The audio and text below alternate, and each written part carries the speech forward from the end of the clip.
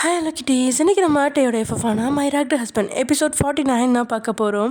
So it's must imagine your self. Okay, வாங்க நம்ம வீடியோக்குள்ளே போகலாம். தியா டேயை மாட்டி விட பிளான் பண்ணி போலீஸ்காரங்களாம் வர வச்சிட்டா.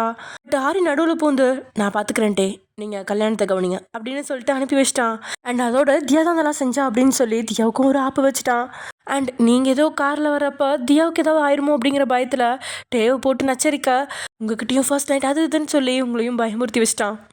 நீங்களும் ஃபர்ஸ்ட் நைட்டுன்னு சொன்னோடனே கப் சுப்புன்னு அடங்கிட்டு அப்படியே அமைதியாக உட்காந்துட்டீங்க. ஆனால் மனசுக்குள்ளே குமரி அழுகிற நிலைமையில தான் இருக்கீங்க. ஆனால் டேக் அப்படி இல்லை.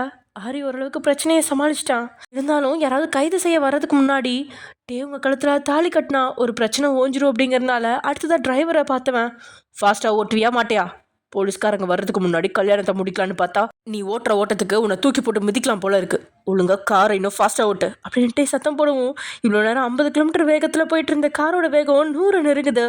அப்புறம் என்ன, மறுபடியும் யாருக்கோ ஃபோன் பண்ணி பேசினபடியே கோவிலுக்கு நெருங்கிட்டான்.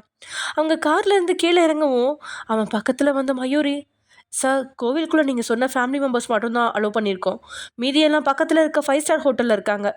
நீங்கள் சொன்ன மாதிரியே போலீஸ் ரைடு வந்த விஷயத்தை பற்றி உங்கள் ஃபேமிலி மெம்பர்ஸ்கிட்ட யார்ட்டையுமே சொல்லலை, உங்கள் அப்பாவுக்கும் சித்தப்பாவுக்கும் மட்டும்தான் தெரியும் அப்படின்னு அவன் சொல்ல, வயனை கோவில் மண்டபத்துக்கு கூட்டிகிட்டு போ, அவன் மேக்கப் கொஞ்சம் கலைஞ்சிருக்கு, அதை சரி பண்ண சொல்லு அப்படின்னு சொன்னதும் மயூரி உங்களை கோவிலுக்கு கழிச்சிட்டு போயிட்டா. டேக்கு பக்கத்தில் அவசரமாக வந்த ரகுநாதனும் சுழினும், என்ன நடக்குது, எதுக்காக போலீஸ்காரங்க நம்ம கம்பெனியை மூடி இருக்காங்க, வாட்ஸ் ஹேப்பனிங், இதுக்கெலாம் என்ன காரணம், அதோட நீ அன்னைக்கு என்ன சொன்ன, தியாவுக்கும் ஜீவனுக்கும் கல்யாணம் ஆனதை பற்றி நம்ம யாருக்கிட்டையும் சொல்லக்கூடாது, தியா வயிற்றுல ஆம்பளை பிள்ளை இருந்தால் மட்டும் அதை வெளியில் சொல்லலாம், அதே தியா வயிற்றுல பெண் குழந்தை இருந்தால் அபார்ஷன் பண்ணிவிட்டு அவளுக்கு பணத்தை கொடுத்து துரத்தி விடணும்னு தானே சொன்னேன், இப்போ எதுக்கு நீ எல்லார் முன்னாடியும் அவங்களுக்கு கல்யாணம்னு அனௌன்ஸ்மெண்ட் பண்ண, அது ஃப்ளாஷ் நியூஸாக ஓடிட்டுருக்கு அப்படின்னு ரகுநாதன் கோவப்பட, நான் வேறு என்ன பண்ணுறது, ஒரு பொண்ணால் என்ன பண்ணி கிழிச்சிட முடியும்னு அசால்ட்டாக இருந்தேன், ஆனால் இன்றைக்கி நடக்கிற எல்லா பிரச்சனைக்கும் பின்னாடி இருக்கிறது தியா மட்டும்தான். இப்போ கல்யாணம்னு அனௌன்ஸ் பண்ணதுனால அவள் இந்நேரத்துக்கு ஒருத்தனை சமாதானப்படுத்துறதுக்கு டெல்லி போக வேண்டியிருக்கும். அந்த கேப்பில் நான் ஜெயிலுக்கு போயிட்டு சீக்கிரமாக வெளியே வந்துடுவேன். அதனால தான் நான் வேறு வழி இல்லாமல் இப்படி ஒரு அனௌன்ஸ்மெண்ட்டை கொடுத்துருக்கேன். நீங்கள் யாரும் பயப்பட வேண்டாம், தியாவுக்கும் ஜிமினுக்கும் கல்யாணம் நடக்காது. நான் கேள்விப்பட்ட வரைக்கும் ஜிமின் 1 மணி நேரத்தில் லண்டனுக்கு போகிற ஃப்ளைட்டில் டிக்கெட் புக் பண்ணிட்டான். ஸோ அவன் இங்கே வரமாட்டான். அதை மீறி கல்யாணம் நடந்தால் இனி ஜிமின் கண்டிப்பாக பொறுப்பானவனாக மாறிடுவான். ஸோ எது நடந்தாலும் லாபம் தான் நமக்கு. இப்போ நம்ம இங்கேயே நின்று டைம் வேஸ்ட் பண்ணாமல் சீக்கிரமாக கல்யாணத்தை முடிப்போம். இந்த கல்யாணம் எவ்வளோ சீக்கிரம் முடியுதோ அவ்வளோ சீக்கிரம் என் சொத்துக்கு எந்த பிரச்சனையும் வராது அப்படின்ட்டு அவசரப்பட அவன் என்ன சொல்கிறான் அப்படின்னு 2 பேர்த்துக்குமே கொஞ்சம் புரியுது, கொஞ்சம் புரியல. அப்படின்னாலும் அவன் எதாக இருந்தாலும் திட்டத்தோடு தான் செய்வான் அப்படின்ற நம்பிக்கையில் அவசரமாக எல்லாருமே கோவிலுக்கு நுழையிறாங்க.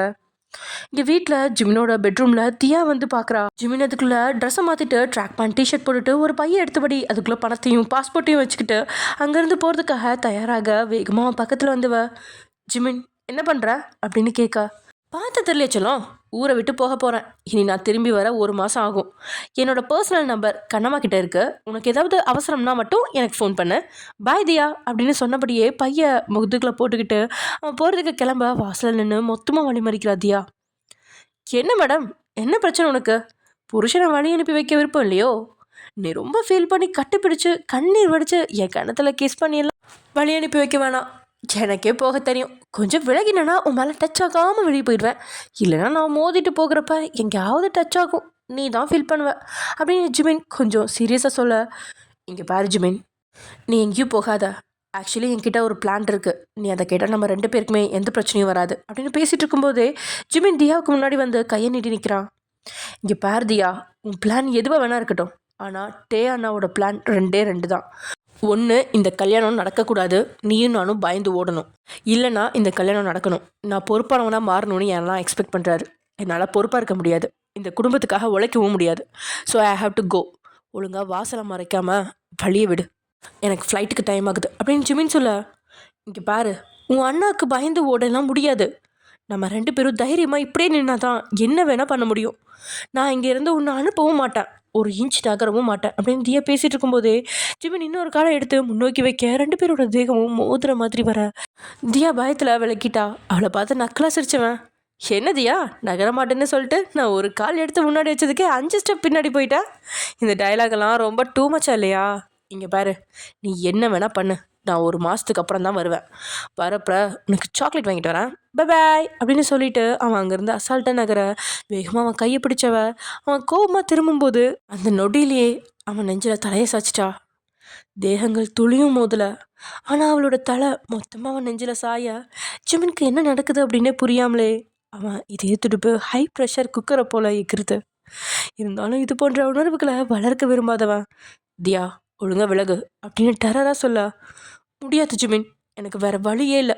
இப்போ நான் இருக்கிற நிலைமையில கிம் குடும்பத்தோட மருமகங்கிற அந்தஸ்து மட்டும்தான் என்னோட உயிரையும் கற்பையும் காப்பாற்றும். நான் இவ்வளோ நாளாக ஒருத்தனை லவ் பண்ணுற மாதிரி நடிச்சுக்கிட்டு இருந்தேன். அவனுக்கு இப்போ எல்லா உண்மையும் தெரிஞ்சு போச்சு. நான் சொல்லி புரிய வைக்க முயற்சி பண்ணுறேன், ஆனால் அவனால் புரிஞ்சுக்க முடியல. என் மேலே கொலை கானில் இருக்கான். ப்ளீஸ் எனக்கு நீ பாதுகாப்பு தா.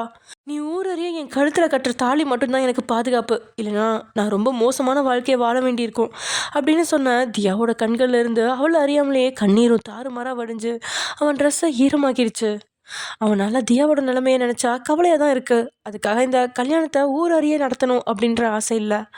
இப்போ வரைக்கும் அவன் கல்யாணம் ரெஜிஸ்டர் பண்ண காரணமே டேக்கு எந்த சந்தேகமும் வரக்கூடாது அப்படிங்கிறது மட்டும்தான். ஆனால் இனி அப்படி இல்லை.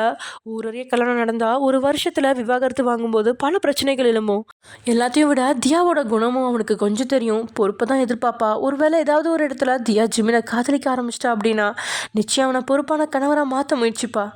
டேக்கும் அதுதான் வேணும் அப்படிங்கிற மாதிரி எல்லா பக்கமும் திணறினவன் கைகளை முறுக்கி பிடிச்சபடி சில நொடி நின்று தியாவை தள்ளி விட்டு விலகுறான். என்னை மன்னிச்சிடு தியா, நீ நினைக்கிற மாதிரி எதுவும் நடக்காது. இந்த கல்யாணமும் நடக்காது. என்னை யாராலையும் பொறுப்பானவனை மாற்றவும் முடியாது அப்படின்னு சொல்லி தியாவோட இதயத்தை உடைச்சிட்டான். அடுத்த 15 நிமிஷத்துல கோயிலில் பட்டு வேட்டி சட்டை அணிஞ்சிட்டு மிடுக்கா அட்டே நின்றுட்டு இருக்கா. அவனுக்கு பக்கத்துல புன்னகையோட நீங்க லக்ஷ்மி கண்ணம்மா மயூரி சொந்த பந்தங்கள் அப்படின்னு கோயிலில் ஒரு 50க்கும் உட்பட்டவர் மட்டும்தான் நின்றுட்டு இருக்காங்க. அந்த கூட்டத்தில் தான் ஒருத்தனா ஆரியும் நின்றுட்டு இருக்கான். கையில் மாங்கல்யத்தை எடுத்த பூசாரி அதை நெருப்புக்கு முன்னாடி காட்டினபடியே மணமகனோட கையில் கொடுத்து கெட்டிமேளம் அப்படின்னு சொன்னேன். அடுத்த செகண்டே பின்னாடி மேலே சத்தம் ஒழிக்கப்பட அதை தொழியும் விருப்பமில்லாமல் வாங்கிட்ட ஜிமின் எல்லாரும் முன்னாடியும் புன்னகைச்சபடி தலை கவிழ்ந்திருந்த தியாவோட கழுத்தில் கட்டிட்டான். எல்லாரும் மகிழ்ச்சியாக பூவை வர இறக்க ஜிமினோட முகத்தில் துளியும் மகிழ்ச்சி இல்லை. ஆரம்பத்தில் வேணான்னு மறுத்தான். ஆனால் ஏன் மனசு மாதிரி திரும்ப தியாவை இங்கே அழைச்சிட்டு வந்தான், எதுக்கு இப்போ தாலியை கட்டினான் அப்படின்னு கேட்டா அவனுக்கே தெரியாது அப்படிங்கிற ஒரு மனநிலைமையில் உட்காந்துருக்கான். சுற்றி இருக்கிறவங்க எல்லாருமே மகிழ்ச்சியாக இருந்தாலும் ஜிமின் எவ்வளோ வருத்தத்தோடு இருக்கிறானோ அதை விட 2 மடங்கு வருத்தத்தில் சுனிலும் ரகுநாதனும் நின்றுட்டுருக்காங்க. டே சொன்னதை வச்சு ஜிமின் இந்நேரத்துக்கு எங்கேயோ போயிருப்பான். அவன் கல்யாணம் எல்லாம் நடக்காது அப்படின்னு ரகுநாதன் நினச்சிருந்தான்.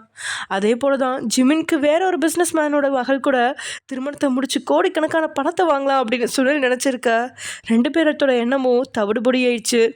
ஹாரிக்கு மட்டும் அவன் என்ன மனநிலையில் இருக்கான் அப்படின்னு தெரியாது. ஆனால் பார்வை எப்பயும் தியாவை விட்டு விலகாமல் இருக்கு. அடுத்த 10 நிமிஷத்துக்குள்ள இதர சடங்கு சம்பிரதாயங்களும் முடிஞ்சு மணமக்கள் 2 பேரும் மேடையிலிருந்து எழுந்துட்டாங்க. வேகமாக ஜிமின் பக்கத்தில் போய் அவனை கட்டி பிடிச்சிட்டே கங்க்ராச்சுலேஷன்ஸ் தம்பி அப்படின்னு சிரிச்சபடியே சொல்ல அவனை விட்டு விலகினவன் உண்மையாகவே நான் உன்னை ரொம்ப வெறுக்கிறேன்னா. உன் பிளானில் என்னை வசமாக மாட்டி விட்டுட்டல. என்ன ஆனாலும் சரி, நான் கண்டிப்பாக பொறுப்பான வாழ்க்கையை வாழவும் மாட்டேன், கிம் குடும்பத்துக்காக உழைக்கவும் மாட்டேன் அப்படின்னு அவன் அழுத்தி சொல்ல அந்த புண்ணாக்கெலாம் நீ உன் பொண்டாட்டி பார்த்துப்பா. உன்னை ஒருத்தியால் மட்டும்தான் பொறுப்பானவனாக மாற்ற முடியும்.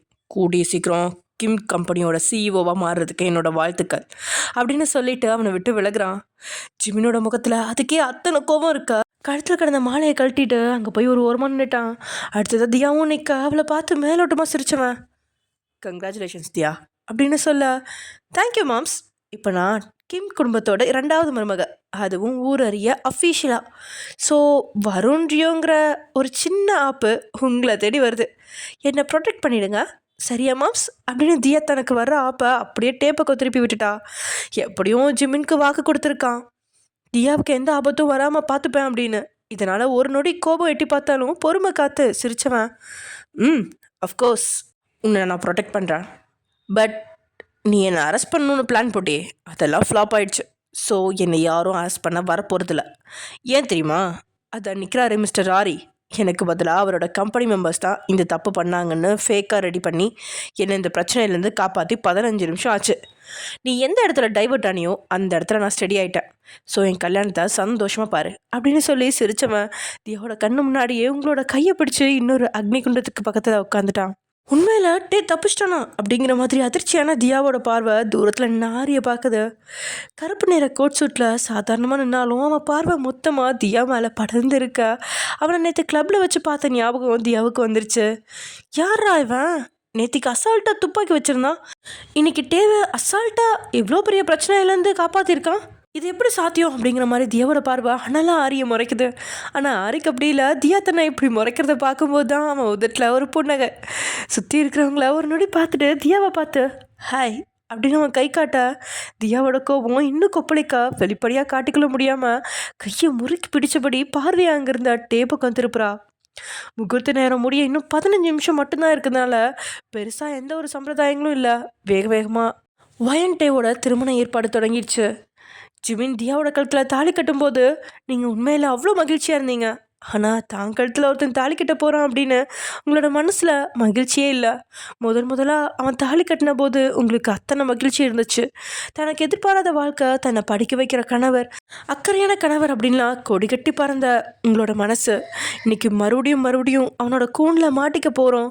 அடிமை வாழ்க்கை, வேலை செஞ்சே சாகணும், கனவுகளுக்கு டாட்டா பாய் பாய் தான், முதலிரவு அப்படிங்கிற பேரில் உடலை அவனுக்கு நைட்டில் தார வார்த்து கொடுக்கணும் அப்படின்னு இப்போயே உங்களுக்கு தலை சுற்றி மயக்க போட்டு விழலாம் அப்படிங்கிற மாதிரி இருக்கு.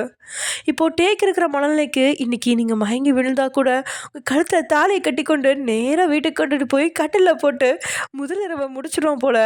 ஏன்னா இன்றைக்கி நீங்கள் எதாச்சியாக உங்களோட பெட்ரூம்குள்ளே போக அங்கே முக்கியமான ஒரு சில பாடி கார்ட்ஸ் அந்த கட்டில் பூக்களால் அலங்கரிக்க தேவையான ஏற்பாடுகளை செஞ்சிட்ருக்கிறத பார்க்குறீங்க. அந்த அலங்காரம் தான் உங்களோட வாழ்க்கையை அடுத்த கட்டத்துக்கு உங்களோட விருப்பம் இல்லாமல் கொண்டுட்டு போகும் அப்படிங்கிற பயம்தான் இப்போது உங்களோட கண்களில் நாட்டியம் ஆடுது. ஆனால் டேக் அப்படி இல்லை. அவன் முதலாக தாலி கட்டும்போது லக்ஷ்மிக்காகவும் தன்னுடைய தனிமையை போக்கிக்கொள்ள ஒருத்தங்க வேணும் அப்படின்னு தான் தாலி கட்டினான். ஆனால் இப்போ கட்டப்போகிற தாலி அவன் வாழ்க்கையை அடுத்த கட்டத்தை நோக்கி கொண்டு போகும். இந்த தாலியை கட்டி முடிச்சா இனி உங்களுக்கு விருப்பம் இருந்தாலும் இல்லைனாலும் தன்னுடைய கூண்டுக்குள்ளே தான் நீங்கள் இருக்கணும். அவனால் முடிஞ்ச அளவுக்கு பணத்தையும் வசதியும் கொட்டி கொடுத்து பார்த்துக்குவான். ஆனால் சுதந்திரத்தையும் சுயமான வாழ்க்கையும் எதிர்பார்க்க முடியாது. அப்படி எதிர்பார்க்கவும் விடமாட்டான்.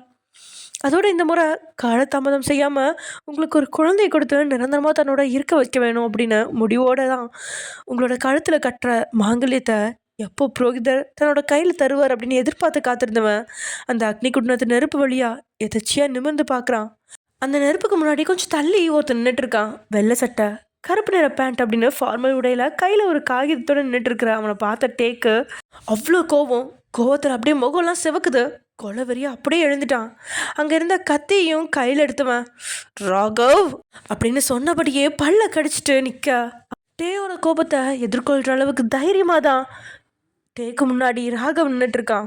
அந்த இடத்துல ராகவை பார்த்த டேயோட சொந்த பந்தங்கள் எல்லாத்துக்குமே அவ்வளோ அதிர்ச்சி. ஏய், இது அவன் தானே, சத்தியமூர்த்தியோட பையன். இவன் எதுக்கு இங்கே வந்திருக்கான்? அதோட இவன் டேயோட கூட பிறந்த அண்ணன் தானே அப்படின்னு கூட்டத்துக்குள்ளே சலசலப்பு தொடங்கிடுச்சு. ராகவை பார்த்து லக்ஷ்மி எல்லாம் திறந்த வாயை மூடவே இல்லை. ரகுநாதனும் சுனிலும் கையை அழுத்தி மூடி அவனை கொலை செய்கிற கோபத்தில் நிற்க எல்லார்த்தையும் விட 100 மடங்கு கோபத்தின் உச்சியில் டே நிற்க, மாப்பிள்ளை தம்பி உட்காருங்கோ, முதல்ல தாலியை கட்டுங்கோ அப்படின்னு ஐயர் கத்த டேயோட காதுக்கு அந்த சத்தம் கேட்கவே இல்லை. அவனுக்கு இப்போது தான் முன்னாடி நிற்கிறவனை கொல்லணும் அப்படின்னு மட்டும்தான் தோணுது. அந்த ஆத்திரத்தில் தான் வேகமாக அந்த மண்டபத்துலேருந்து கீழே இறங்கினவன் கத்தியோட ராகவை நோக்கி நெருங்குறான். ராகவ் அசால்ட்டாக என்ன நடந்தாலும் பார்த்துக்கலாம் அப்படின்னு நிற்க இதை கூட்டத்தில் நின்று பார்த்துட்டு இருந்த மயூரிக்கு மட்டும் ஹார்ட் பீட் எல்லாம் எகிரிடுச்சு. ஆனால் இந்த இடத்துல அவளால் எதுவுமே செய்ய முடியாது அப்படிங்கிற மாதிரி கண்களை மூடி பயத்தின் உச்சத்தில் அவன் நின்றுட்டு இருக்கும்போது கோவிலுக்கு பின்வாசல் திறக்கப்படுது. உள்ளே குறைஞ்சது 25க்கும் மேற்பட்ட காவலாளிகள் வந்துட்டாங்க. எல்லாருமே டே தான் சுத்து போட்டாங்க. கத்தி அந்த காவலாளிகளுக்கு நேராக நீட்டினவன், யாரும் என் பக்கத்தில் வராதிங்க, 10 நிமிஷத்தில் இவனை கொண்டுட்டு அதுக்கப்புறம் நான் ஜெயிலுக்கு வந்துடுறேன் அப்படின்னு பேசிகிட்டு இருக்கும்போதே லக்ஷ்மி பயத்தில் அலற சத்தம் கேட்டு டேயோட பார்வை மண்டபத்தில் நின்றுட்டு இருக்க லக்ஷ்மி மேலே திரும்புது. அதிர்ச்சியில் அப்படியே உறைஞ்சி நிற்கிறான். அதுக்கு காரணம் இங்கே நின்றுட்டுருக்கிற போலீஸ்காரங்க யாருமே டேயை கைது செய்ய வரல, உங்களை தான் கைது செய்ய வந்திருக்காங்க. அதுக்கு ஏற்றபடி உங்களோட கையில் விளங்க மாட்டி மண்டபத்துலேருந்து டேயோட கண்ணு முன்னாடியே உங்களை அழைச்சிட்டு போக தொடங்கிட்டாங்க. ஒருவேளை இந்த போலீஸ்காரங்க டே கை செஞ்சிருந்தா கூட இத்தனை பதறி இருப்பானா அப்படின்னு அவனுக்கு தெரியாது. ஆனால் உங்களோட கைகளில் இருக்கிற விலங்கு பார்த்தவனோட கைகளில் இருக்கிற கத்தி கூட நழுவி கீழே விழுகிற அளவுக்கு பதறிட்டான். உங்கள் கையில் ஏறின விலங்கு தான் பணத்தால் எதையுமே சாதிக்க முடியும் அப்படிங்கிற டேயோட கர்வத்தை உடைச்சு ஒயன் அப்படிங்கிறவன் இல்லை அப்படின்னா டே அப்படிங்கிறவன் இல்லை அப்படிங்கிறத அவனுக்கே உணர்த்தும். அதோட தன்னை சுற்றி இருக்கிற தங்க விலங்கையும் கூட்டையும் உடைக்கும் சக்தி உங்களுக்கு மட்டும் இல்லை எல்லா பெண்களுக்கும் இருக்குது அப்படின்னு தியாவால் எல்லாருமே உணர்ந்து கொள்கிற தருணம் தொடங்கிருச்சு அப்படின்னு கிம் வம்சத்தோட ஆண்களுக்கு புரிய வைக்க போடப்பட்ட பிள்ளையார் சொல்லி இதுதான். உங்களை அந்த போலீஸ்காரங்க பிடிச்சதை பார்த்துட்டு டே கையில் இந்த கத்தி கூட நழுவி கீழே விழுந்துருச்சு. அந்த அளவுக்கு அவன் பதறிட்டான். அதுக்கு மேலே ராகவை கொல்லணும் அப்படிங்கிற எண்ணமே இல்லை. அவன் பார்வை முழுசுமே போலீஸ்காரங்க உங்களை அழைச்சிட்டு போகிறதுலே நிரம்ப. உடனே போலீஸ்காரங்களை அப்படியே வழிமறிச்சிட்டான். அதுலேயும் குறிப்பாக அவங்களோட கையை பிடிச்சிருந்த பெண் காவலியோடைய தோள்பட்டையிலே தள்ளி கீழே விழ வச்சுட்டு உங்களை தன்னருகே இழுத்துக்கிட்டான். இதில் நீங்கள் அவன் மேலே மோதி நிற்கும் போதே உங்களோட இடுப்பில் அழுத்தமாக கையை வச்சு தன்னோட சேர்த்தவன், யாராவது என் ஒய்ஃப் மேலே கையை வச்சிங்கன்னா நடக்கிறதே வேற, எதுக்காக அவளை அரெஸ்ட் பண்ணுறீங்க அப்படின்ட்டு கோவத்தில் போட்ட சத்தத்தில் கோவிலில் இருக்கிற எல்லாருக்குமே ஈரக்குலையே நடுங்கிருச்சு. அந்த அளவுக்கு கொதிச்சிட்டான். அவன் கோவத்தை பார்த்து அந்த போலீஸ்காரங்க கூட அவன் பக்கம் நெருங்காமல் நிற்கா. பி கோல் தம்பி, டென்ஷன் ஆகாத அப்படின்ற ராகவோட சத்தம் கேட்க, ஆனாலும் அவன் பக்கம் பார்வையை திருப்பினவன், எவடா தம்பி நாயே, இன்னொரு முறை தம்பி சொம்பின்னு சொன்னா செத்தரா அப்படின்னு கொதிக்கா. Sorry, I am really sorry, தெரியாமல் சொல்லிட்டேன் மிஸ்டர் டே. ஒழுங்கா ஒயனை விடுங்க. அவங்க மேலே 15 பேர் போலீஸ் கம்ப்ளைண்ட் தந்திருக்காங்க. ஸோ அவங்கள அரெஸ்ட் பண்ண விடுங்க அப்படின்னு ராகவ் சொல்ல, எவன் போலீஸ் கம்ப்ளைண்ட் தந்தது, ஒயன் என்ன தப்பு பண்ணா அப்படின்னு டே அப்பையும் உங்களோட கையை விடாமல் பிடிச்சபடியே கேட்கா. ஒயன் என்ன தப்பு பண்ணல, ஆனால் அவங்க பேரில் இருக்கிற ஹோட்டலில் ஃபுட் சாப்பிட்ட 15 பேர் ரொம்ப சீரியஸாக ஹாஸ்பிட்டலில் இருக்காங்க. ஸோ ஒயனை அரெஸ்ட் பண்ணுறதுக்கு லீகலாக பர்மிஷனோட தான் போலீஸ்காரங்க வந்திருக்காங்க. இவங்களோட வேலையை நீங்கள் குறுக்கிட்டிங்கன்னா அப்புறம் நீங்கள் தான் பிரச்சனையை ஃபேஸ் பண்ண வேண்டியிருக்கும் அப்படின்னு ராகவ் சொல்ல, ஒரு அடியில் உன்னை கொண்டுருவேன். அந்த ஹோட்டல் ஒயன் பேரில் இருந்தாலும் அதை நடத்துறது நான் தான். அங்கே ஃபுட் பாய்சன் ப்ராப்ளம் வந்தால் அதுக்கான முழு ரெஸ்பான்சிபிலிட்டின்னு நான் தான். என்ன அரெஸ்ட் பண்ணுங்கள், ஆனால் ஒயனை அரெஸ்ட் பண்ணிங்கன்னா நடக்கிறதே வேறு அப்படின்ட்டு சூடான நிலையில் விழுந்த கடுகு மாதிரி பொடிச்செழுறான். மாம்ஸ், அது எப்படி சாத்தியம்? நீங்கள் ரெஸ்பான்சிபிலிட்டி எடுத்துக்கிட்டாலும் அந்த ஹோட்டலோட ஓனர் தான் எல்லாத்துக்கும் பொறுப்பாக இருக்கணும். அதனால் போலீஸை கொஞ்சம் தொந்தரவு பண்ணாமல் அவங்கள வேலை செய்ய விடுங்க அப்படின்னு தியா சொல்ல, என்னடி பேசுகிற, யாராவது ஒயர் மேலே கையை வச்சிங்கன்னா நடக்கிறதே வேற. நான் கொலை பண்ண கூட தயங்க மாட்டேன். என்கிட்ட மோதின பாதி பேர் இப்போ உயிரோட இல்லை. அவங்கள எங்கே அனுப்பி வச்சனோ அந்த இடத்துக்கே நான் உங்களையும் அனுப்பி வைக்க வேண்டியிருக்கும் அப்படின்னு டே பேசிகிட்டு இருக்கும்போதே வேகமாக வந்து ஆரி டேயோட கையை பிடிச்சிட்டான். ஸ்டாப் டே, என்ன பண்ணுறீங்க?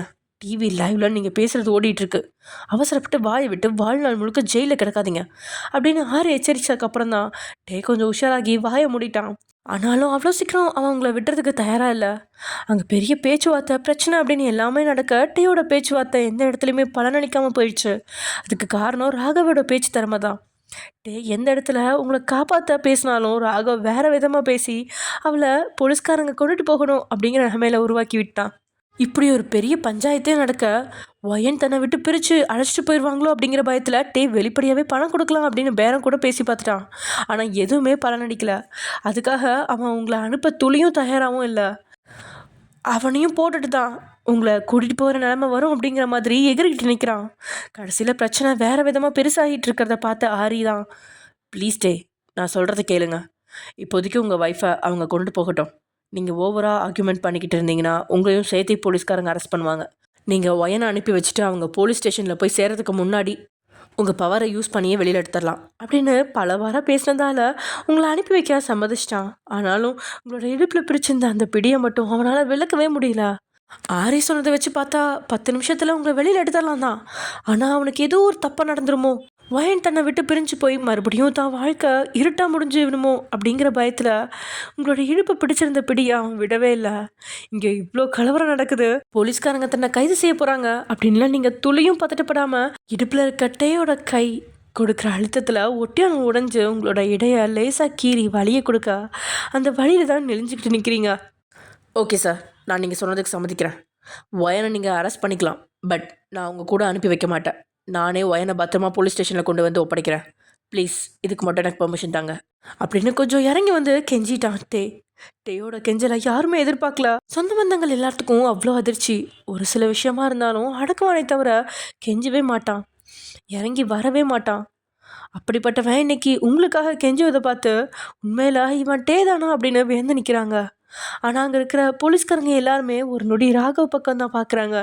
ராகவ் சரி அப்படின்னு தலையாட்டினதுக்கப்புறம் தான் போலீஸ்காரங்களும், ஓகே உங்களுக்கு 10 மினிட்ஸ் டைம் தரோம், அதுக்குள்ளே நீங்களே ஒயனை கொண்டு வந்து பக்கத்தில் இருக்க போலீஸ் ஸ்டேஷனில் ஒப்படைக்கலைன்னா நீங்களும் சேர்ந்து தான் கம்பி எண்ண வேண்டியிருக்கும் மிஸ்டர் டே அப்படின்னு அங்கே இருக்கிற போலீஸ்காரங்க சொல்ல, ஓகே 10 மினிட்ஸ்க்குள்ளே ஒயன் போலீஸ் ஸ்டேஷனில் இருப்பா, நானே பத்திரமா கொண்டு போய் விட்டுறேன் அப்படின்னு சொன்னதை கேட்டு போலீஸ்காரங்க அங்கேருந்து நகர இவ்வளோ நேரம் வழியில் புழுவாக துடிச்சிட்டு இருந்த நீங்கள் போலீஸ்காரங்க எல்லாருமே போகிறத பார்த்து பதறி படார்னு டேயோட கை தோள்பட்டில் கடிச்சிட்டிங்க.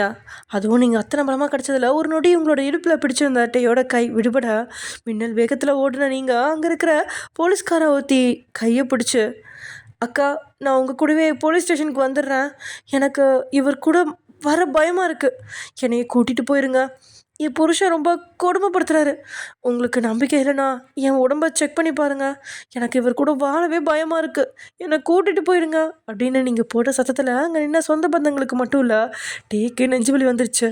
நல்ல வேலை 2 நிமிஷத்துக்கு முன்னாடி தான் டிவி ரிப்போர்ட்டர்ஸ் பணக்காரங்கன்னு எல்லாத்தையுமே வெளியில் பாடி கார்ட்ஸ் அனுப்பி வச்சிட்டாங்க. இப்போ டேயோட நெருங்கின சொந்த பந்தங்களும் குடும்பத்தினரும் மட்டும்தான் இருக்க. என்ன இந்த பொண்ணு இந்த மாதிரி பேசுகிறா, புருஷன் முன்னாடிக்குள்ளே இருக்கிற விஷயத்தை எல்லாரும் முன்னாடியும் சொல்லி நம்ம வீட்டு பையனை கேவலப்படுத்துகிறாளே, இவெல்லாம் ஒரு பொண்ணா, இதுக்கு தான் நம்ம ஸ்டேட்டஸ்க்கு ஏற்ற பொண்ணாக தேடணும்னு சொல்கிறது அப்படின்னு கூட்டத்துக்குள்ளே சரசரப்பு தோணுது. எல்லாருமே உங்களை கேவலப்படுத்த காரணம் டே குடும்பம் பணக்கார குடும்பம் மட்டும் இல்லை, மொத்த வம்சமே ஆணாதிக்க பிடிச்ச வம்சம்தான். சொந்த பந்தங்கள் அப்படின்னு எல்லா குடும்பத்துலேயும் ஆண்கள் தான் தலைவர்கள், பொண்ணுங்க அடிமைகள். இதனால தான் யாருமே டே தப்பாக சொல்லாமல் உங்களை தப்பாக பேசுகிறா அங்கே நிற்கிற பொண்ணுங்களுக்கு தான் உங்களை பார்த்து சோகமாயிடுச்சு. அவங்களுடைய பேச்சு உங்களோட காதுலையும் கேட்குது. உங்கள் மனசுக்குள்ளே ஒரு வேளை தப்பாக தான் பேசிட்டணுமோ அப்படிங்கிற எண்ணம் தோணினாலும் நேற்று டே காட்டின கொடுமை, இன்னைக்கு முதலிரவு அப்படின்னு சொல்லி பயமுறுத்தியது எல்லாமே மனசுக்குள்ளே ஓட அவனை விட்டு விலகி ஓடணும் அப்படின்னு தான் அவங்களோட மனசு துடியாக துடிக்க. டேயோட முகத்தை கூட பார்க்காம போலீஸ்காரங்களோட கையை அழுத்தி பிடிச்ச நீங்கள், ப்ளீஸ் என்னை கூட்டிகிட்டு போயிடுங்க அக்கா, என்னால் வேலைக்காரி மாதிரியும் விபச்சாரி மாதிரியும் வாழ முடியாது அப்படின்னு கதறி கண்ணீர் வடிக்க தொடங்கிட்டீங்க. ஒயன் ஸ்டாப் இட், இன்னொரு முறை அழுதுனா என்ன செய்வேன்னு தெரியாது, ஒழுங்கா என் பக்கத்தில் வா அப்படின்னு டே பல்ல கடிக்க உங்களுக்கு அவ்வளோ பயமாக இருந்தாலும் இப்போ பயந்தா டேயோட அடிமையாக இருக்கணும் அப்படிங்கிறதுனாலேயே இன்னும் சத்தம் போட்டால தான் பேச்சை கேட்கலையே அப்படின்னு உங்கள் மேலே டே கோபத்தில் கொதிச்சு உங்கள் பக்கம் நெருங்க பார்க்க அதுக்குள்ளே போலீஸ்காரங்க டேயை உங்கள் பக்கம் நெருங்க விடாமல் தடுத்ததோட உங்களை உடனே பின்வாசல் வழியாக அழைச்சிட்டு போயிட்டாங்க. தான் கண்ணு முன்னாடி உங்களை அழைச்சிட்டு போயிட்டாங்க அப்படின்னு அத்தனை கோபத்தில் சத்தம் போட்டாலும் அவனோட இதயம் பதட்டத்தில் இருக்குது அப்படின்னு அவன் கண்கள் சொல்லாமல் சொல்லுது. ஆனால் நீங்கள் திரும்பி கூட பார்க்காம போலீஸ்காரங்க கூட போயிட்டீங்க. டேக்கு உண்மையில் பயங்கரமாக அவமானமாகவும் கேவலமாகவும் தான் இருந்துச்சு. அவன் அங்கே கோவமாக நிற்கல, மொத்தமாக உடஞ்சி போய் நிற்கிறான். அப்போது டேயோட மனநிலைமையை புரிஞ்சுக்கிட்ட ஹாரி, டோன்ட் வரி டே, நான் என்னோடய பவரை யூஸ் பண்ணி வயனை 1/2 மணி நேரத்துக்குள்ளே வெளியே கொண்டு வந்துடுறேன், நீங்கள் கவலைப்படாதீங்க அப்படின்னு பேசிகிட்டு இருக்கா. மிஸ்டர் ஹாரி, உன் பவரை யூஸ் பண்ணுறதெல்லாம் இருக்கட்டும், இப்போ ஜெயிலுக்கு போக தயாரா அப்படின்னு தியா கேட்க டேயும் ஆரியும் ஒரே நொடியில் அதிர்ச்சியாக தியாவோட பக்கம் திரும்புகிறாங்க. அவள் ராகவ் பக்கத்தில் கெத்தாக நின்றுட்டுருக்க. வாட் யூ சே மிஸ் தியா அப்படின்னு ஹாரி கேட்க, மிஸ் தியா கிடையாது, கால் மீ மிஸ்ஸஸ் தியா ஜிவன். ஆக்சுவலி உன் கிளப்பில் பெர்மிஷன் இல்லாமல் துப்பாக்கி இடுப்பில் வச்சுருந்தியே, அந்த துப்பாக்கி இப்போது போலீஸ்காரங்க கிட்ட தான் இருக்குது, ஸோ அரெஸ்ட் பண்ண ரெடியாக இருக்குது, ஜெயிலுக்கு போக தயாரா அப்படின்னு தியா சிரிச்சபடியே கேட்குறா. எவ்வளோ தைரியம் இருந்தா இவ்வளோ பெரிய பிஸ்னஸ்மேன் மேலே கம்ப்ளைண்ட் பண்ணியிருப்பதியா அப்படின்னு டேயோட மேனேஜர் தியா கிட்ட கோவப்பட தியா கூட நின்றுட்டுருக்கா. அவளை கண்ணுமிக்காமல் பார்த்தான் ஆரி. அவன் பேரை கேட்டாலே படையும் நடுங்கும் அப்படிங்கிற அளவுக்கு எல்லாரையும் தொட நடுங்க வைக்கிறவனை அசால்ட்டாக ஒரு சின்ன விஷயத்தை வச்சு லாக் ஆக்கியிருக்கா அப்படின்னு அவன் மேலே கோவம் வரல, அவளை கொஞ்சம் வித்தியாசமாக தான் பார்க்குறான். அதோட இதெல்லாம் ஆரிக்கு சாதாரண கேஸ் தான், இப்படி போய் அப்படி வந்துடுவான். ஏன் இவன் இப்போ 2 ஃபோன் கால் செஞ்சால் கூட அவனை அரெஸ்ட் செய்ய வேணாம் அப்படின்னு மேலே இடத்துலேருந்து உத்தரவே வந்துடும். அப்படிப்பட்ட அளவுக்கு எல்லா பக்கமும் பயத்திலேயே எல்லாரையும் அடக்கி வச்சுருக்கான். அவனோட செல்வாக்கால தான் இவ்வளோ நேரம் டேவை போலீஸ்காரங்க கைது பண்ணல. அவ்வளோ செல்வாக்கு இருக்கிறவனை பகைச்சிக்கிற தியாவை பார்த்து சிரிச்சவன் அவன் முன்னாடி வந்து நிற்கிறான். ஆர் யூ ஷுர் என்னை அரெஸ்ட் பண்ண போகிறீங்களா அப்படின்னு தியாவை பார்த்து கேட்கா. உன்னதால அரெஸ்ட் பண்ண போகிறாங்க, நான் சொன்னது காதில் விழலையா லூசு கும்பிட்டேன் அப்படின்னு தியா சொல்லவும் சிரிச்சவன், I like you Diya, I like your confidence அப்படின்னு சொன்னபடியே ஆரி தியாவோட பக்கம் நெருங்கவும் அவளோட வலது கையை பிடிச்சிக்கிட்டான் ராகவ், அவளோட இடது கையை பிடிச்சிக்கிட்டான் ரித்திக். ஆரி ஜெயிலுக்கு போக போகிறோம் அப்படின்ற கோபம் வரல, 2 ஆண்கள் தியாவோட கையை பிடிச்சதை பார்த்தான் ஆத்திரம் எட்டி பார்க்குது. இருந்தாலும் நடுவில் கெத்த நிற்கிற தியாவை பார்த்து சிரிச்சபடியே, you are so sweet, I like you and I will meet you soon அப்படின்னு சொன்னபடியே ஆரி இந்த போலீஸ்காரங்களுக்கு கண் சைகை காட்ட அந்த போலீஸ்காரங்க ஆரியோட கைகளில் விளங்க மாட்டாமல் அவனை ஏதோ பாதுகாக்க வந்த மாதிரி அவனை சுற்றி நின்று பத்திரமா அழைச்சிட்டு போகிறாங்க. இவ்வளோ நேரம் டேக்கு கொஞ்சம் ஆறுதலாக ஆரி நின்றுட்டு இருந்தான். இப்போ அவனும் இல்லை அப்படிங்கிற நிலமையில அவன் நிற்க, மாம்ஸ் எப்படி என் பிளான், நீ கவலைப்படாத, நான் ஆரம்பத்துலேருந்தே உன்னை அரெஸ்ட் பண்ண விரும்பல, உன்னை சுற்றி இருக்க எல்லாருக்கும் தான் ஸ்கெட்ச் போட்டேன். சும்மா உன்கிட்ட உனக்கு ஸ்கெட்ச் போட்டதா போய் சொன்னேன். அதனால் நீ யாருக்கிட்ட உனக்கு எந்த ஆபத்தும் வராமல் பார்த்துக்க சொன்னேன். அந்த கேப்பில் நான் போட்ட ஸ்கெட்சை பக்காவாக பண்ணிட்டேன். அப்புறம் என் கழுத்தில் கிடக்கிற தாலி வருண் கிட்ட இருந்து என்னை காப்பாற்றிக்க கிடையாது. நான் பண்ண வேலைக்கு நீ எப்படியும் என் மேலே கோல காண்டாவ. கோவத்தில் என்னை போட்டு தரவும் வாய்ப்பு இருக்குது. ஸோ என்னோடய ப்ரொடெக்ஷனுக்கு தான் ஜிமினை ஏமாற்றி என் கழுத்தில் தாலி கட்ட வச்சேன். பை தி வே, ஃபைனலாக நீ கேட்டுக்கிட்டு இருந்தியே நான் கன்சீவாக இருக்கேனா இல்லையான்னு. நான் கன்சீவாக இல்லை. உன் தொம்பி பொறுப்பு பார்த்து பயந்து ஒரு கோலை. அவன் பிள்ளையெல்லாம் என் வயிற்றில் வாங்குறத விட செத்தே போவேன். உன்னாலையும் என்ன பிடுங்க முடியுமோ பிடிங்கக்கோ. வாட்டா மாம்ஸ் அப்படின்னு சொன்னபடியே தியா தைரியமாக அங்கேருந்து கிளம்ப அவளுக்கு பின்னாடி இருந்து ரித்திக் போயிட்டான். ராகவும் தேவை பக்கவை லாக் பண்ண சந்தோஷத்தில் ஒரு பார்வையை பார்த்துட்டு அங்கேருந்து நகர்ந்தவனோட பார்வை கூட்டத்தில் சேலை கட்டி அழகாகவும் அதிர்ச்சியிலே நின்றுட்டு இருக்க மயூரி பக்கம் திரும்புது. மயூரி ராகவை இங்கே எதிர்பார்க்கவே இல்லை. இப்படி உங்களை கைது செய்வான் அப்படின்னு எதிர்பார்க்கல. அந்த அளவுக்கு அவள் அதிர்ச்சியில் உறைஞ்சு நிற்க ராகவ் அவளையே இமைக்காமல் பார்த்தபடி அங்கேருந்து போயிட்டான். 1 மணி நேரத்தில் எல்லாமே தலைகீழாகிடுச்சு அப்படிங்கிற மாதிரி சிலையாக நின்றுட்டு இருந்த டேயோட பக்கத்தில் வந்த மேனேஜர், சார் ஏதாவது லாயரை உடனே ஏற்பாடு பண்ணால் அவங்கள வெளியில் எடுத்து ஏதாவது பண்ண முடியும். நீங்கள் வந்தீங்கன்னா அதுக்கான ஏற்பாடு பண்ணிடலாம் அப்படின்னு சொல்ல, இங்கே இருக்க எல்லாரையும் பத்திரமா அனுப்பிவை. லக்ஷ்மி அம்மாவை பத்திரமா வீட்டில் கொண்டு போய் சேரு. அப்பா சித்தப்பா கிட்ட சொல்லி வயனுக்கு பெரிய லாயரை ஏற்பாடு பண்ணி அவளை வெளியே கொண்டு வர சொல்லு அப்படின்னு அவன் சோர்ந்து போய் சொல்ல, மேனேஜர் அங்கேருந்து நகராமல் நின்றுட்டுருக்க அவன் கன்னத்திலேயே பலார்னு ஒன்று கொடுத்துவன். நான் சொன்னது கேட்குதா கேட்கலையா அப்படின்னு சத்தம் போட கன்னத்தில் கை வச்சபடி இருந்த மேனேஜர், சாரி சார், போலீஸ்காரங்க வயன் மேடத்தை மட்டும் அரெஸ்ட் பண்ணல. உங்கள் தாத்தா பாலகிருஷ்ணா, அப்பா சித்தப்பா, உங்கள் அம்மா லக்ஷ்மினி எல்லாரையும் அரெஸ்ட் பண்ணிட்டாங்க. நீங்கள் வயன் மேடத்துக்காக சண்டை போட்டுக்கிட்டு இருக்க கேப்பில் ஒவ்வொருத்தரையாக போலீஸ்காரங்க கொண்டு போயிட்டாங்க. உங்கள் தம்பி ஜிமினியும் அரெஸ்ட் பண்ணுறதுக்கான அரெஸ்ட் வாரண்ட் இருக்குது. ஆனால் உங்கள் தம்பி போலீஸ்காரங்க வர்றதுக்கு முன்னாடியே இங்கேருந்து கிளம்பி இப்போ லண்டனுக்கு ஃப்ளைட்டில் போயிட்டுருக்கதா தகவல் வந்திருக்கு. இல்லைன்னா அவரும் இப்போ போலீஸ் ஸ்டேஷனில் தான் இருப்பார் அப்படின்னு மேனேஜர் சொல்லவும், டே இன்னும் உடஞ்சி தான் போயிட்டான். என்ன சொன்ன? எல்லாரையும் அரெஸ்ட் பண்ணிட்டாங்களா? அதுவும் என் லக்ஷ்மி அம்மாவை அரெஸ்ட் பண்ணிட்டாங்களா அப்படின்னு நம்ம அதிர்ச்சி அடைய மேனேஜர் எதுவுமே பேசாமல் கண்ணாலேயே ஆமாம் அப்படின்னு செய்ய காட்ட, 1 நிமிஷத்தில் எல்லாரும் இந்த இடத்த விட்டு போயிருக்கணும், இல்லைன்னா எல்லாரையும் கொலை பண்ணிடுவேன் அப்படின்னு சத்தம் போட்டுட்டே அங்கேயே ஒரு சேரில் உட்காந்துட்டான். சுற்றி இருக்கிறவங்க எல்லாமே பாமா ஒரு பார்வை பார்த்துட்டு அவன் மேலே இருக்கிற பயத்திலேயே அங்கேருந்து போக தொடங்கிட்டாங்க. 1 மணி நேரத்துக்கு முன்னாடி இந்த இடமே திருவிழா குளமாக இருக்க இப்போ அந்த இடத்துல ஒரு நபர் கூட இல்லை. அந்த கோவிலை சுற்றி வெளியே தான் பாதுகாப்புக்கு 20 பாடி கார்ட்ஸ் நின்றுட்டு இருக்காங்களே தவிர்த்து அவனுக்கு துணையாக யாருமே இல்லை. என்னமோ எல்லாத்தையும் ஒரே நாளில் இழந்த மாதிரி மொத்தமாக தோண்டு போயிட்டான். என்ன மனநிலையில் இருக்கிறான் அப்படின்னு யாருக்குமே கணிக்க முடியாது அப்படிங்கிற மாதிரி உட்காந்து சேர்லேருந்து அவன் எழுந்திரிக்கவே இல்லை. அதே சமயம் இங்கே சுனில், ரகுநாதன், பாலகிருஷ்ணா 3 பேரும் ஒரு போலீஸ் ஸ்டேஷன்லேயும், லக்ஷ்மி நீங்கள் 2 பேரும் இன்னொரு போலீஸ் ஸ்டேஷன்லையும் இருக்கா. லக்ஷ்மிக்கு சுற்றியும் பெண் போலீஸ் இருக்கா. அதை பார்க்கும்போது கண்ணெல்லாம் கலங்கி முட்டிக்கிட்டு நிற்குது. விட்டா கண்ணீர் விட்டு அழுதுருவா அப்படிங்கிற நிலைமையில இருக்கா. ஏன்னா கல்யாணமாக 29 வருஷத்தில் அவள் இது போன்ற இடங்களுக்கெல்லாம் திரும்பி கூட பார்த்ததில்ல. இதனாலே அவள் பதட்டத்தில் உட்காந்துருக்கா. பக்கத்தில் தான் நீங்களும் உட்காந்துருக்கீங்க. லக்ஷ்மிக்கு இப்போ வரைக்கும் கவலைப்படுத்திட்டு போலீஸ்காரங்களோட வந்த விஷயம் பற்றி தெரியாது. அவள் இருக்கும் மனநிலையில் தியா தான் எல்லாத்துக்கும் காரணம் அப்படின்னு உங்களை திட்டணும் அப்படின்னு அப்பப்போ கோபமும் வருது. ஆனால் அப்பாவே உங்ககிட்ட கோவப்பட்டு பிரயோஜனம் இல்லை. நீங்கள் தன்னுடைய மருமக அப்படிங்கிறத தாண்டி கண்ணம்மாவை போல் நீங்களும் தன்னுடைய தோழி. உங்களுக்கும் இதுக்கும் எந்த ஒரு சம்மந்தமும் இல்லை அப்படின்னு புரிஞ்சு அமைதியாக உட்காந்துருக்கா லக்ஷ்மி. ஆனால் நீங்கள் என்னமோ புதுசாக கெஸ்ட் வீட்டுக்கு வந்த மாதிரி வந்து போகிறவங்கள பார்த்தபடியும் அங்கே இருக்கிறவங்க பேசுகிறதையும் பார்த்துட்டு இருக்கீங்க. அந்நேரத்தில் தியாவும் ராகமும் அதே போலீஸ் ஸ்டேஷனுக்கு வந்திருந்தாங்க. தியாவோட கையில் ஒரு டாக்குமெண்ட் கொடுத்து இன்ஸ்பெக்டரை பார்க்க அனுப்பி வச்ச ராகவ் இந்த லாக்அப் முன்னாடி வந்து நிற்க, ராகவ தான் உங்களுக்கு சின்ன வயசுலேருந்தே தெரியுமே, இதனால் அவனை பார்த்து சிரிச்ச நீங்கள் நல்லா இருக்கீங்களா ராகவண்ணா அப்படின்னு கேட்க, உங்களோட வார்த்தையை கேட்டு ஒரு நொடி அப்படியே பிரமிச்சு பார்க்குறான். ஜெயிலுக்கு அனுப்பி வச்சிட்டான் அப்படிங்கிற எண்ணமே உங்களுக்கு இல்லாமல் நீங்கள் கேஷுவலாக இருக்கிறீங்களே அப்படின்னு தோணினாலும், நீங்கள் அண்ணா அப்படின்னு சொன்ன வார்த்தை கொஞ்சம் இதயத்தை குத்துது. செத்தாலும் அண்ணான்னு கூப்பிட்றத நிறுத்த மாட்டாங்க போல இருக்கே அப்படின்னு நினச்சிக்கிட்டவன், நல்லா இருக்கேன் அப்படின்னு சொல்லும்போது எழுந்து வந்த லக்ஷ்மி உங்களோட கையை பிடிச்சி இழுத்து, அவன்கிட்ட பேசாத, இவனால தான் மிருகமாக இருக்கான், எல்லாம் இவனால தான் வயன், இவன் ஒருத்தனால தான் என் பையன் தினமும் கஷ்டப்படுறான் அப்படின்னு லக்ஷ்மி உடைஞ்சு அழ தொடங்கிட்டா. அத்தை ஏன் இப்படி அழறீங்க, அழாதீங்க அத்தை அப்படின்னு எதுவுமே புரியாமல் நீங்கள் லக்ஷ்மியை சமாதானத்தை பார்க்க ராகவும் அங்கேருந்து தேவையில்லாமல் லக்ஷ்மி இன்னும் அழ வைக்க வேண்டாம் அப்படின்னு நினச்சி அவன் உடனே கிளம்ப இன்ஸ்பெக்டர்கிட்ட பேசி முடிச்சு வெளியே வந்த தியா அழுதுட்டுருக்க லக்ஷ்மியை பார்த்துட்டா. லேசாக உள்ளுக்குள்ளே கொஞ்சம் நெருடல் இருக்குது. இருந்தாலும் கல் மனசோட நேராக அங்கே வந்தவ, ரொம்ப அழாதீங்க, 3 நாளில் உங்களை வெளியே அனுப்பிடுவாங்க, அதுக்கப்புறம் திரும்பவும் வீட்டுக்கு போய் அடிமை வேலை பார்க்கலாம் அப்படின்னு சொல்ல லக்ஷ்மி இன்னும் உடஞ்சல. அதை பொறுக்க முடியாத நீங்கள் தியா ப்ளீஸ் போயிடு, தயவு பண்ணி உன் புருஷன் கூட எங்கேயாவது போயிடு, திரும்பி மட்டும் வராத அப்படின்னு திட்டா.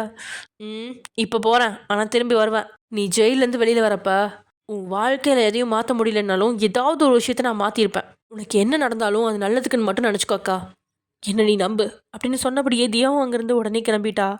தியாவோட அந்த வார்த்தையை கேட்டு நீங்கள் கொஞ்சம் நிம்மதியை உணர்றீங்க. தியா என்ன பொசுக்கன்னு உங்களை லாக்கப்பில் தள்ளிட்டா? டேயோட கல்யாணமும் நடக்கல, நீங்கள் லாக்கப்பில் வந்திருக்கீங்க. அதோட சுனில், ரகுநாதன், பாலகிருஷ்ணன் 3 பேர்த்தையும் லாக்கப்பில் தள்ளிட்டா. வீட்டுக்குள்ள வந்து ஒரு வாரத்தில் இத்தனை அலப்பறம் பண்ணி வச்சிருக்கா தியா. அப்பா என்ன பொண்ணுடா இவ, இன்னும் என்னென்னலாம் பண்ண காத்திருக்காளோ.